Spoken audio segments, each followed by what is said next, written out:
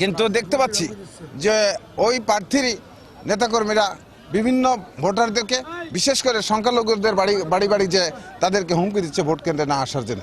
এবং তারা তাদের পক্ষে যখন আওয়ামী লীগের নেতাকর্মীরা তাদের পক্ষে যখন নির্বাচনে অংশগ্রহণ করছে তাদের সমস্যা নাই, যখন অন্য কারো পক্ষে যদি মতামত ব্যক্ত করছে কোনো দোকানে বসে কোনো চায়ের দোকানে বসে তখন তাদেরকে বিভিন্নভাবে ভোট কেন্দ্রে না যাওয়ার জন্য হুমকি দিচ্ছে।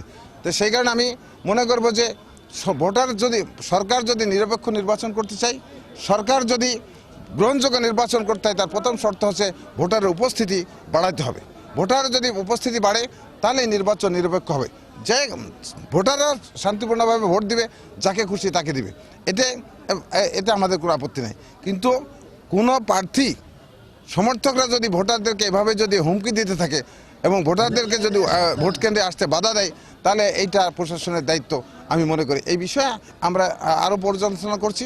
আমরা এই বিষয়ে আমরা রিটার্নিং অফিসার থেকে শুরু করে এ গ্রেড ক্লিংকারের কনফিডেন্স সিমেন্ট বাংলাদেশের হৃদয় জুড়ে। আমরা প্রয়োজনে প্রধান নির্বাচন কমিশনার, প্রয়োজনে প্রধান উপদেষ্টা, স্বরাষ্ট্র মন্ত্রণালয়ে আমরা লিখিতভাবে এই বিষয়গুলো আমরা জানাবো। কিন্তু আমরা যেহেতু নির্বাচনে নেমেছি আমরা কোনো ভয় ভীতি হুমকি ভয় পাই না। তবে প্রতিনিয়ত প্রতি জায়গাতেই নির্বাচনের প্রথম থেকেই লেভেল প্লেইং ফিল্ডের একটা অসমন্বয় সৃষ্টি করার জন্য একটা গোষ্ঠী এবং একটা দলের একটা প্রার্থীর সমর্থকরা নেতারা প্রতিনিয়ত করে আসছে। যেমন আপনার কিছুদিন আগে বিভিন্ন নেতাকর্মী বিভিন্ন দলের এবং সাধারণ মানুষকে গ্রেপ্তার করার একটা প্রবণতা শুরু হয়েছে। এই গ্রেপ্তারের সাথে প্রত্যক্ষভাবে একটা প্রার্থীর নেতাকর্মীরা জড়িত ছিল। লালপুর বাগাতিপাড়ার সাধারণ মানুষ দলমতের ঊর্ধ্বে উঠে সকলেই আজকে অন্যায়ের বিরুদ্ধে, একটা স্বৈরতান্ত্রিক আচরণের বিরুদ্ধে এবং আপনার দাম্ভিকতার বিরুদ্ধে, আপনার সন্ত্রাসের বিরুদ্ধে, চাঁদাবাজের বিরুদ্ধে ঐক্যবদ্ধ হয়েছে। আমি যখনই যে এলাকায় যাচ্ছি সে এলাকায় সকল নারী পুরুষ থেকে শুরু করে আবাল বৃদ্ধ বনিতা সকলেই আমার পক্ষে বাড়ি থেকে বের হয়ে আসছে।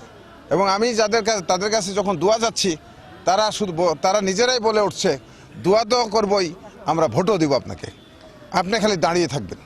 মানুষের স্পিডের কারণে আমার কাছে মনে হয়েছে এই নির্বাচন হবে, লালপুর বাগাতিপাড়ার যে নির্বাচন যদি আপনার অবাধ এবং নিরপেক্ষ হয় তাহলে লালপুর বাগাতিপাড়া আগামী 12 তারিখে লালপুর বাগাতিপাড়ার মানুষ আপনার একটা ইতিহাস সৃষ্টি করবে।